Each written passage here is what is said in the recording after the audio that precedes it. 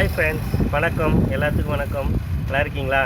நான் இப்போது கொங்கனாபுரம் சங்ககிரி போகிற வழியில் கொங்கனாபுரத்துக்கு நடுவில் பழனி கோயில் நீங்கள் கேள்விப்பட்டிருப்பீங்க. இது என்னடா புது பழனி அப்படின்னு சொல்லி நீங்கள் எதிர்பார்க்கலாம். ஆமாங்க, உண்மையாலுமே சங்ககிரி போகிற வழியில் கொங்கனாபுரத்தில் புது பழனின்னு சொல்லிட்டு ஒரு கோயில் இருக்குது.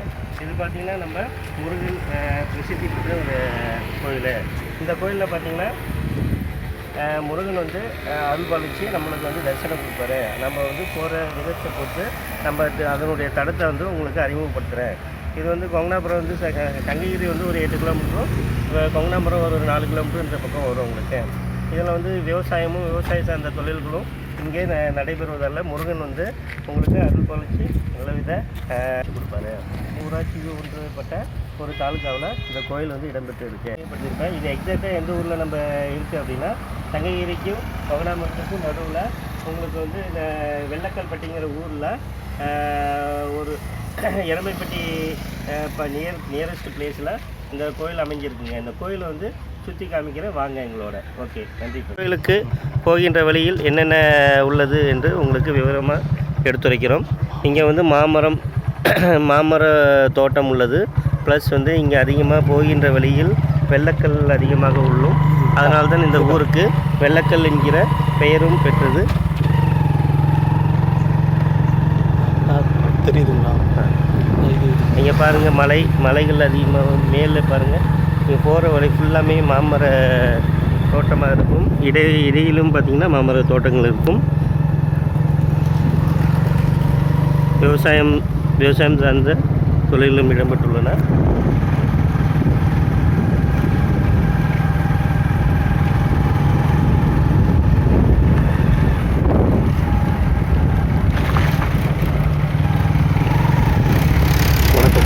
இன்றைக்கி நானும் என்னோடய ஃப்ரெண்டு தான் ட்ராவலில் நான் ஜாயின் பண்ணி போயிட்டுருக்கோம். என் ஃப்ரெண்டு ஃபுல்லாகவே இன்றைக்கி கோயிலை டீட்டெயிலாக எக்ஸ்பிளைன் பண்ணுவோம். அப்படி இன்றைக்கி பார்த்திங்கன்னா இன்றைக்கி மாட்டுப்பொங்கல் அன்றைக்கி போயிட்டுருக்காங்க. ஃபுல்லாகவே இந்த ஏரியாவில் பார்த்திங்கன்னா ஆடு மாடு எல்லாமே சுத்தமாக கழுவிட்டு இருந்தாங்க. போகிற வழியில் ஃபுல்லாகவே தெரியும். மாட்டுப்பொங்கல் அன்றைக்கி லீவ் டைம்னால ஃப்ரீயாக ஒரு ஜாலி ட்ரிப் போட்டலான்னு 2 பேரும் கிளம்புனோம். பாருங்கள், போகிற வழியிலே ஆடு முன்னாடி பார்த்திங்கன்னா தெரியுதுங்களா, ஆடு மாடு எல்லாமே இன்றைக்கி சுத்தமாக கழுவிட்டுருக்கோம். ஈவினிங் எல்லாமே இன்றைக்கி மாட்டுப்பொங்கல் கொண்டாடுவோம். நம்ம கோயில் டீட்டெயில் ஃபுல்லாக ஃப்ரெண்ட் எக்ஸ்பிளைன் பண்ணுறோம். போகின்ற வழி தண்ணீர் டேங்க் உள்ளது. லெஃப்ட் சைடு பார்த்திங்கன்னா ஒரு ஏரி உள்ளது. இந்த ரோட்டில் பார்த்திங்கன்னா இப்போ மாடு பிடிச்சிட்டு போகிறோம்னா எல்லாமே இன்றைக்கி மாட்டுப் பொங்கல்னால கோயில் கிராமத்தை ஃபுல்லாக விசேஷங்க. அங்கங்கே ரோட் ஃப்ரெண்ட்ஸ் இந்த வழியை பார்த்திங்கன்னா இப்போ முன்னாடி ஜல்லி கொட்டி வச்சுருக்கு பார்த்திங்களா, அதுலேருந்து கொஞ்சம் முன்னாடி காட்டுற மாதிரி இடையில் ரோடு வசதி இந்த வழியாக தான் மேம்படுத்தப்பட்டுள்ளது. போகிறது ஷார்ட்டாக இருக்கும். அதனால் இங்கே ரோட்டு வேலை நடக்கிறதுனால நாம் இந்த சைடில் தான் இந்த வழியாக பண்ணிட்டேன் வேறு ஒன்று ஃப்ரெண்ட்ஸ். இது வழியாக அந்த வழியாக போனால் டக்குன்னு போயிடலாம். இது லைட்டாக கொஞ்சம் சுற்றி வேறு ஒன்று செல்லும் வழியில் நமக்கு தடம் மாறி போனதால் வழிகாட்ட 2 நண்பர்கள் நம்ம கூடவே வருகிறார்கள். பக்தர்கள் நடுவில் பார்த்திங்கன்னா சில டைமில் ஃபன்னாக ஃப்ரெண்டு பேசியிருப்போம். அப்படி ஜாலியாக எடுத்துக்கலாம். வீடியோவை ஃபுல்லாக ஸ்கிப் பண்ணால் பாருங்கள், ஜாலியாக நல்லா என்டர்டைன்மெண்ட்டாக இருக்கும். ஓகே ஃப்ரெண்ட்ஸ், கண்டினியூ பண்ணுவோம். நம்ம ஃப்ரெண்டு சொன்ன மாதிரி பார்த்திங்கன்னா ஃபுல்லாகவே விவசாய நிலம் தாங்க. 2 சைடுமா பார்த்திங்கன்னா பசுமையாக இருக்கிறது தெரியும். விவசாய நிலம் தான் ஃபுல்லாகவே இருக்குது. போகும்போது நல்லா ஜாலியாக இருந்துச்சுங்க. நீங்களும் ஒரு டைம் கண்டிப்பாக வந்து பாருங்கள். கோயில் செல்லும் வழியில் கண்டினியூ வலதுபுறமாக ஒரு ஐயப்பன் கோயிலை பார்க்கலாம். நீங்கள் ஐயனாரப்பன் கோயிலை பார்க்கலாம். கரும்பு இங்கே மூலதன தொழிலாக கரும்பு விவசாயம் உள்ளது.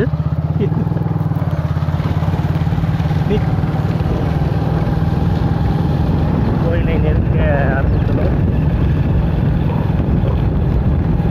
கோயில் அருகில் ஒரு ஆலமரம். இதுதான் கோயிலான்னு தெரியலடா, ஏறா உள்ளது. பெரிய ஆலமரம் மச்சான். பெரிய ஆலமரம் ஒன்று உள்ளது. ஐயோ கொள்றானே மச்சான், அப்படியே வியூ காட்டு. மேலே வந்து இல்லை இப்படி காட்டு, இப்படி தான் பார்ப்பாங்க. எப்படி இப்படி தான் பார்க்கணும். இப்படி இல்லை, அப்படியே ஃபுல்லாக காட்டு. ஆனால் கோயிலுக்கு அப்படின்னா போகிறது பழனி. இந்த பக்கம் என்ன ஊர்னா வேற போய் ரைட்டில் இருக்கும். ரைட் வெளியூர் பெரியாண்டிச்சம்மன் பெரியாண்டிச்சம்மன் உள்ளது.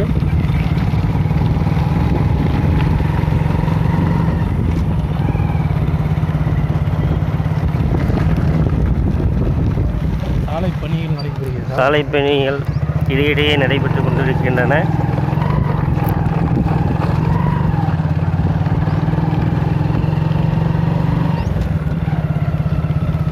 கோவில் நடுவே ஒரு பெரும் மலை உள்ளது. வெள்ளக்கல் மலை சொல்லலாம். இங்கே வெள்ளக்கல் மலை உள்ளதால் கட்டுமானத்திற்கு தேவையான கற்கள் இங்கிருந்து பெறப்படுகின்றன.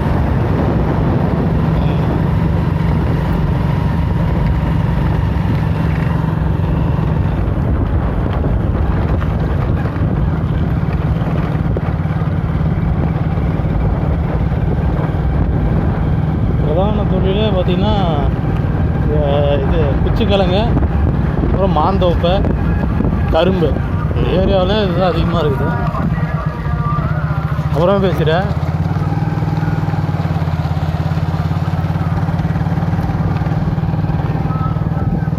கிழங்கு செடிகள் பாருங்கள் இடம்பெற்றுள்ளன. அறுவடைக்கு தயாராக உள்ளது. கோயிலை நெருங்கி வந்துள்ளோம்.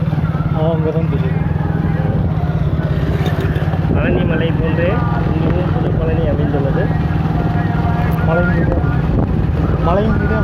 மலையின் மீதே அமைந்துள்ளதால் இதுவும் பழனி போன்றே வடிவமைப்பை கொண்டுள்ளன. அதனால் புது பழனி ஆயிடுச்சு. ஆகவே இது புது பழனி என்று அழைக்கிறோம். கோயிலை நெருங்கி வந்துள்ளோம். ஹாய் ஃப்ரெண்ட்ஸ், நம்ம இப்போ கோயிலின் முகப்பு வாயிலுன்னு பார்த்தீங்கன்னா வந்துள்ளோம். இங்கே வந்து விநாயகர் கோயில் வந்து இடம்பெற்றுள்ளது. விநாயகர் கோயில் பார்த்தீங்கன்னா இங்கே வந்து ஒரு விநாயகர் தான் கேள்விப்பட்டிருக்கீங்க. இங்கே வந்து வலம்புரி விநாயகர், இடம்புரி விநாயகர்னு சொல்லிட்டு 2 விநாயகரும் இடம்பெற்று கோயிலின் சிறப்பம்சமாக முகப்பு வாயில் அமைந்துள்ளது. இதை வணங்கி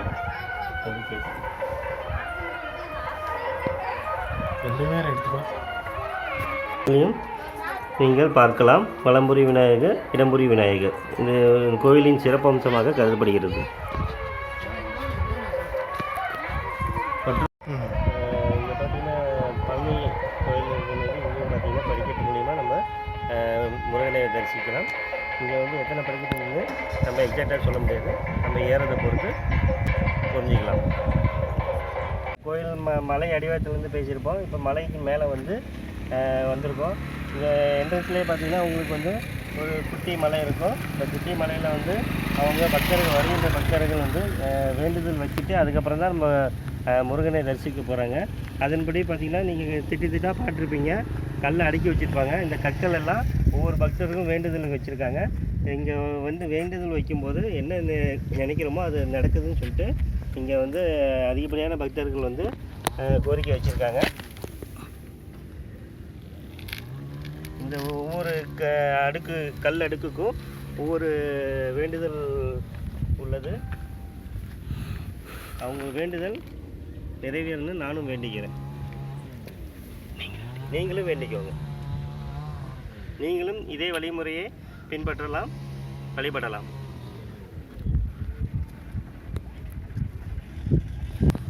ஓகே ஃப்ரெண்ட்ஸ், வாங்க கோயிலுக்கு போகலாம், முருகனை தரிசிக்கலாம். ஃப்ரெண்ட்ஸ், நம்ம முருகன் புதுப்பழனி கோயிலுக்கு மேலே வந்துட்டோம். மலை மேலே இல்லை முருகன் வந்து இன்னும் கொஞ்சம் தூரம் தான். கொஞ்சம் தூரம் போயிட்டு இருந்தோம்னா முருகன் நம்ம தரிசித்து அவனுடைய அதில் நம்ம வாங்கிட்டு வரலாம். ஃப்ரெண்ட்ஸ், இப்போ பார்த்தீங்கன்னா நம்ம கோயிலுக்கு வந்துட்டோம். இங்கே பார்த்தீங்கன்னா நம்ம வந்த வழி இதுதான். கோயிலோட என்ட்ரன்ஸ் இதுதான். இப்போ வந்து கோயிலில் வந்து தற்காலிகமாக வந்து திருப்பணி நடைபெற்றதுனால கட்டிடங்கள் புதுசு புதுசாக வச்சுருக்காங்க.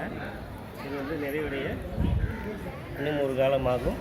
இது வந்து கோயில் இதுதான் கோயில் கட்டியிருக்கோம். கோயிலுடைய கோபுரம் தான்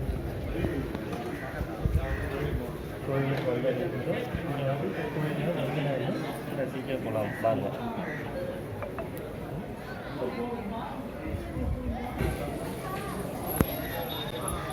கோயில் வந்துட்டு கோயிலில் பார்த்தீங்கன்னா விநாயகர் கோயிலை தரிசிக்கிறோம். தரிசிட்டு கோயிலுடைய கம்பம் கோயில் கம்பம் சொல்லுவாங்க. கோயில் கம்பம் பார்த்தீங்கன்னா வழிபட்டு நம்ம முருகனை தரிசிக்க போகிறோம். வாங்க. Hi bye. இங்கே வந்து பார்த்தீங்கன்னா நீங்கள் வடபழனி தென்பழனிக்கு வந்துருக்கீங்க. இது பார்த்தீங்கன்னா நம்ம புதுப்பழனிக்கு நம்ம இப்போ வந்துட்டோம். புதுப்பழனியோட சிறப்பம்சங்களும் அதோடைய ஃப்ரெண்ட்ஸ் நம்ம பார்த்தீங்கன்னா கீழே வந்து மூக்கோவில் விநாயகர் கோயிலில் பார்த்துருப்போம். இரட்டை விநாயகர் கோயில். இரட்டை விநாயகர்லேருந்து அந்த படி வந்து ஆரம்பமாகுது. அங்கேருந்து மேலே வந்து நான் உங்கள்கிட்ட பேசுகிறேன். இதிலேருந்து போனோம்னா நம்ம கோயில் பக்கம். ஹாய் ஃப்ரெண்ட்ஸ், நம்ம புதுப்பழனியில் என்ன சிறப்பு அம்சம்னு கேட்டோம்னா இது ரதத்தேருன்னு சொல்லுவாங்க. ரதத்தேர் பார்த்தீங்கன்னா முக்கியமான நம்ம வந்து முருகனுடைய முக்கியமான விசேஷங்களுக்கு இந்த தேர் வந்து நம்ம தரிசிக்கிறோம். இந்த தேருடைய வடிவமைப்பை பார்த்தீங்கன்னா உங்களுக்கே தெரியும். நல்லா அழகான தோட்டத்துடன் பக்தர்கள் வந்து முருகனை வந்து வழிபடுற மாரி அழகாக வடிவமைச்சிருக்காங்க. என்னுடைய சிறப்பம்சம் நீங்கள் சொல்லவே தேவையில்லை, இதை பார்த்தாவே உங்களுக்கு புரியும். பிரம்மாவும் குதிரையிலும் வச்சு முருகனை நம்ம கோயிலை சுற்றி வளம் வரும்போது பக்தர்கள் அனைவருக்கும் நோய் நொடி இல்லாமல் வாழ்க்கை அமைய அல்பாலிக்க வேண்டியும்.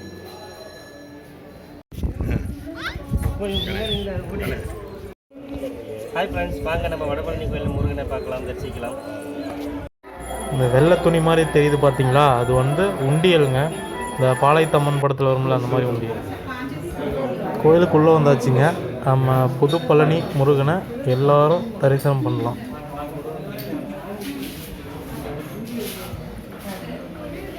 இப்போது கோயில் மூத்த குடி கந்தசாமி ஐயா கோயிலை பற்றி முழு விளக்கம் தருவார். திருக்கோயில் வந்து கண்ணு கிட்டத்தட்ட ஒரு 70 ஆண்டுகளுக்கு வந்து ஆனால் ஒரு வளமுறைக்கு வேல் வச்சு ஆரம்ப காலத்தில் பூஜை பண்ணிட்டு இருந்தாங்க. சரிங்க. அதுக்கு முந்தையே முருகன் வந்து இங்கே அருவமாக இருந்திருக்காரு. நடுமலையில் ஒரு அதிசயம் இருக்குது. ஓகே. விநாயகர் சுயம்புவாக இருக்கிறாரு. வளம்புரிநாதர் மண் புத்துலியே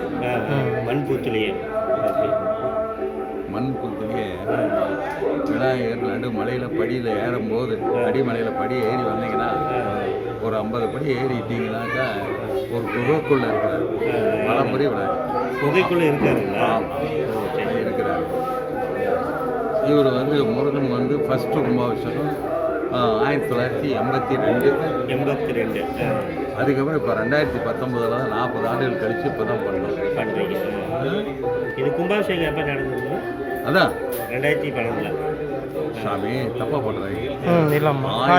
ஃபஸ்ட்டு கும்பாபிஷேகம் 1982. அதுக்கப்புறம் கும்பாபிஷேகம் 40 ஆண்டுகள் கழித்து இப்போ தான் 2019 தை மாதம் 16ஆம் தேதி கும்பாபிஷேகம் வச்சுக்கலாம். அதுக்கப்புறம் திரும்ப எப்போ? இப்போ தான் நான் நடத்திருக்கேன். 4 வருஷம் 12 ஆண்டுகளுக்கு 12 ஆண்டுகள். அது பின்னாடி 12 வருஷம் கழிச்சு அது பண்ணுவோம். இந்த திருக்கோயில் வந்து பாலதண்டாயுதபாணி சுவாமி திருக்கோயில் புதுப்பழனி. இந்த மலைக்கு பேர், கோயிலுக்கு பேர் புதுப்பழனி. இந்த மலைக்கு பேர் திருவேணிக்குன்றம். சுவாமி இப்போ எப்படி அங்கே தெற்க பழனி இருக்குது பார்த்தீங்கன்னா அது பழைய பழனி, இது புதுப்பழனி வச்சுங்களா. இங்கே இருக்கிற உள்ளே இருக்கிற மூர்த்தம் வந்து அவர் வந்து தண்டபாணி தெய்வம் இங்கே பழனியில். இவர் பாலதண்டாயுதம் இங்கே குடியிருக்கிறாரு. இந்த சுற்று வட்டார மக்களை எல்லாம் கிருத்திகை தோறும் மலை ஏறி எல்லாம் இறைவனை விளையாட போடுவாங்க. விசேஷ நாட்கள்லாம் ஜனங்கள் எல்லாம் மலைக்கு வந்துட்டு போயிட்டு தான் இருப்பாங்க. ஆமாம். ஒவ்வொரு கிருத்தியும் இங்கே சிறப்பான பூஜை உண்டு, ரத உற்சவம் உண்டு. தை மாதம் என்ன விசேஷங்க? தைப்பூசம் கொடியேற்றத்தோடு. ஆமாம், தை 29ஆம் தேதி தைப்பூசம். 5 நாளைக்கு கொடியேற்றி, அதுக்கு முன்னாடியே 5 நாளைக்கு முன்னாடியே கொடியேற்றி நாங்கள் சிறப்பாக அது கொண்டாடுவோம். பழனி மாரி இங்கேயும் வந்து நம்மளுக்கு வந்து விரதம் இருந்து மாலை போட்டு வரவங்க, நடைபயணமாக வர்றவங்களும் உண்டு. இருக்காங்க. நேற்று நிறைய வந்தாங்க. ஓகே. நடைபயணமாக வருவாங்க. நாளைக்கு பழனி தைப்பூசத்துக்கு நிறைய நடைபயணம் வருவாங்க. இந்த சுற்று வட்டார மக்கள் எல்லாருக்கும் முருகன் மலை இதுதான். இங்கே தான், வேற எங்கேயும் இல்லை. மேற்கு பார்த்த சன்னதி வேற எங்கேயும் இல்லை, இங்கே தான் இருக்கு. மட்டும்தான். பழனியில் இருக்குது, அது பழைய பழனி. இங்கே இந்த பக்கம் எல்லாம் ஒரு இந்த சுற்று வட்டார மக்களுக்கு இதுதான் மேற்கு பார்த்த சன்னதி. இங்கே சுற்று வட்டார தென் பழனி மாரி புது பழனியும் பிரசித்தி கரெக்ட் கரெக்ட் கரெக்ட். திருக்கோயில் நித்திய பூஜை. காலையில் 8 மணிக்கு நட திறந்துடுவோம், 1 மணிக்கு நட சாத்திடுவோம். சாயராச்சா 4 மணிக்கு நட திறப்போம், நைட்டு 8 மணிக்கு சாத்திடுவோம். அமாவாசை நாளும் கார்த்திகை நாளும் கிருத்திகை நாளும் நட சாத்த மாட்டாங்க, திறந்தே இருக்கும். அன்னதானம்லாம் நடக்கும், கிருத்திகை தோறும் அன்னதானம் நடக்கும். இந்த மலையில் இன்னொரு விசேஷம் என்னென்னா பசு மாட்டுக்கோ பூஜையும் அஸ்வ பூஜை குதிரைக்கும் ஒவ்வொரு செவ்வாய்க்கிழமை காலையில் 7 மணிக்கு பூஜை நடக்கும். நிறைய மக்கள் வந்து அதை தரிசனம் எல்லாம் சிறப்பாக நடக்குது. முக்கியமான இப்போ வந்து இந்த கோயிலுக்கு இது போனால் நடக்குது, அதுமாரி இந்த கோயிலுக்கு போனால் என்ன நிறைவேறும் எல்லாம் அவங்க கோரிக்கையெல்லாம் நிறைவேறதுனால தான் எல்லாம் மக்களும் வர்றாங்க. அவங்கவுங்க மனசில் நினைக்கிறாங்க, அது என்ன நினைக்கிறாங்களோ அதுக்கு நியாயமான கோரிக்கையெல்லாம் அவர் பரிசீலனை பண்ணி அதை சக்ஸஸ் பண்ணி கொடுக்குறாரு. இப்போ நீங்கள் இன்றைக்கி வந்துருக்கிறீங்கன்னா உங்களால் இது நடக்கலை, அவர் எடுக்கிறாரு, நீங்கள் வர்றீங்க. உள்ள ஒய்யாரமாக நிற்பார், பார்த்துருக்கீங்களா? இன்னைக்கு லட்சார்ச்சனை அதை போடுங்க. சரி சரி சரி. ஆண்டு விழாவும் லட்சார்ச்சனையும் இன்னைக்கு பாருங்க. 27 வளம்பரி சங்கு வச்சிருக்கிறாங்க, அதை எடுத்தீங்களா? சரி சரி. சங்கு அடிக்கிருக்கிறாங்க, அதை படம் பண்ணுங்க. ஓகே. வளம்புரி சங்கு 108 பூஜை பண்ணி இன்னைக்கு நைட்டு சாயங்காலம் சுவாமிக்கு அபிஷேகம் தீர்த்தம் பண்ணுவாங்க. சங்காபிஷேகம் தீர்த்தம் பண்ணுவாங்க. நைட்டு ரதம் வருவார், 7 மணிக்கு ரதத்தில் வருவார் சுவாமி. இந்த மாதிரி எல்லா மக்களும் வருவாங்க. தைப்பூசம் ரொம்ப கிராண்டாக நடத்தும். காவடி ஆட்டம், மயிலாட்டம், கும்மி எல்லாமே சிறப்பாக நடக்கும். இந்த கோயிலுக்கு வந்து சங்ககிரி வந்து எப்படி வருதுங்க? தாரமங்கலத்தை நேராக ஸ்ட்ரைட்டாக சங்ககிரி ரோடு. தாரமங்கலத்துலேருந்து கொங்கனாபுரம் விட்டு இது பாருங்க, அம்மங்காட்டூர் பஸ் ஸ்டாப்பு 2 கிலோமீட்டரில். அங்கேருந்து உள்ள 2 கிலோமீட்டர் எல்லாம் தார் சாலைலாம். சங்ககிரியிலேருந்து வந்தீங்கன்னாலும் அம்மங்காட்டூர் பஸ் ஸ்டாப்பில் இறங்கிக்கலாம். அங்கேருந்து 2 கிலோமீட்டர் உள்ள தார் சாலை, மலைக்கு வந்துடலாம். வைகுந்தம் சேலம் டு வைகுந்த வழியாக வந்தாலும் வெள்ளை மலையை தாண்டி 2 கிலோமீட்டர் உள்ளே வந்தீங்கன்னா தார் சாலை, இங்கே மலை ஏறிடலாம். எல்லா இடத்துலையும் சுற்று வட்டார எல்லா இடத்துலையுமே தார் சாலைகள் நிர்மாணம் இருக்குது. இது சித்தர்கள் வாழ்ந்த பூமி. இன்னும் அருவமாக வந்துக்கிட்டும் போயிட்டு முருகன்கிட்ட பேசிக்கிட்டு தான் இருக்கிறாங்க. சரி, ஓகே. முக்கியமான சித்தர்கள் ஏதாவது வழிபட்டுருக்காங்க? அதனுடைய பாரம்பரியம் என்ன எதுன்னு எனக்கு தெரியும். என்ன சிற்றறிவுக்கு எட்டலை. ஆக மொத்தத்தில் எங்கள் மனசில் என்ன நினைக்கிறோம்னா, இங்கே சித்தர்கள் நடமாட்டம் அதிகமாக இருக்குதுங்கிறத பரிபூர்ணமாக நம்புகிறோம். உங்களுக்கு தெரியுங்களா? அதை நாங்கள் உணரத்தான் முடியும், அதை உங்களுக்கு காட்ட முடியாது. ஏன்னா அந்த அளவுக்கு இல்லைன்னா அவ்வளோ மக்களை மேலே இழுக்க மாட்டாங்க. அவரே ஒரு பெரிய சித்தர் உள்ளே இருக்கிறவரை நிறைய இங்கெல்லாம் வந்து அவரை பார்க்கறதுக்கு வருவாங்க. ஆனால் இங்கே சித்தர்கள் நடமாட்டம். இவர் இன்னொரு முக்கியமான மேட்டர் சொல்கிறேன். இளங்கோவடிகள் கண்ணகியினுடைய வரலாறு தெரிஞ்சுக்கிறதுக்காக திருச்செங்கோடு மலைக்கு வந்தார். இது அவர் வந்தாருங்கிறது சிலப்பதிகாரத்தில் இருக்குது. அவர் வந்து அந்த மலையிலிருந்து இந்த மலையை பார்த்துருக்கார். இங்கிருந்து பார்த்தா மலை தெரியும், திருச்செங்கோடு ஆச்சுங்களா. அவர் அங்கேருந்து இந்த மலையை பார்த்து சொன்னாரோ, இந்த பக்கம் வந்து இந்த வரலாறுக்காக வந்திருந்தாரோ தெரியாது. அவருடைய சிலப்பதிகாரத்தில் ஒரு பாடல் பாடுறாரு. சீர்களும் செந்திலும் செங்கோடும் வெண்குன்றமும் ஏரகும் நீங்க இறைவன் கை வேல் என்றோன்னு பாடியிருக்காரு. அதை நாங்கள் கும்பாபிஷேக பத்திரிக்கையில் அந்த பாடலை மென்ஷன் பண்ணி தான் பத்திரிக்கை அடித்தோம். உங்களுக்கு புரியுதுங்களா? சீர்களும் செந்திலும் செங்கோடும் வெண்குன்றம் ஏரகும் நீங்க இறைவன் கை வேல் என்றோன்னு பாடியிருக்காரு இளங்கோவடிகள். அந்த பாடலை மேற்கோள் காட்டி தான் நாங்கள் வந்து பத்திரிக்கை கும்பாபிஷேகத்துக்கு அடித்தோம். எங்கள் முன்னோர்களான சாபம் பண்ணது. சரிங்க ஆச்சுங்களா. இங்கே ஏதோ ஒரு அவங்கவுங்க ஒரு கோரிக்கை நாடி வர்றாங்க. கோரிக்கை இல்லாமல் முருகனை பார்க்கணுங்கிற எண்ணத்தில் வர்றவங்களும் உண்டு. அவங்களுடைய நியாயமான கோரிக்கைலாம் பரிசீலனை பண்ணி அவர் நடத்தி. அதில் என் காது கூட ஒரு அன்பர் பேசினார். எப்படி பேசினார்னா, நான் ஒரு தடவை வந்தால் மேலும் மேலும் இங்கே வர்ற மாதிரி எனக்கு ஒரு மனசு இருக்குது, அவ்வளோ மகிமை இந்த மலையில் இருக்குது ஏன்னு சொல்கிறாரு. அதெல்லாம் இல்லாமல் யாரும் சொல்ல மாட்டாங்க. அப்போ ஏதோ ஒரு சக்தி இங்கே இருக்குதுன்னு தானே அர்த்தம். கண்டிப்பாக. அதனால் இங்கே வந்து முருகன் சாநித்தியமாக இருக்காது. கண்டிப்பாக. மிக்க நன்றிங்கய்யா உங்கள் உரையாடலுக்கு. இது ரொம்ப சந்தோஷம். இங்கே தலத்தினுடைய சிறப்பம்சங்களும் ஆமாம். ஓகேங்களா, நீங்கள் வந்து இந்த திருக்கோயில் மேலும் மேலும் சிறக்க நீங்கள் எல்லாம் அதுக்கு கொஞ்சம் ஹெல்ப் பண்ணுங்கள். கண்டிப்பாக. பக்தர்கள் மென்மேலும் வளர, அவங்களுடைய வேண்டுதல் நிறைவேற உங்களுடைய நன்றி, உங்களுடைய பாராட்டுகள். ஓகே, உங்கள் பேர் என்னன்னு தெரிஞ்சுங்களா? என் பேர் கந்தசாமி. கந்தசாமி.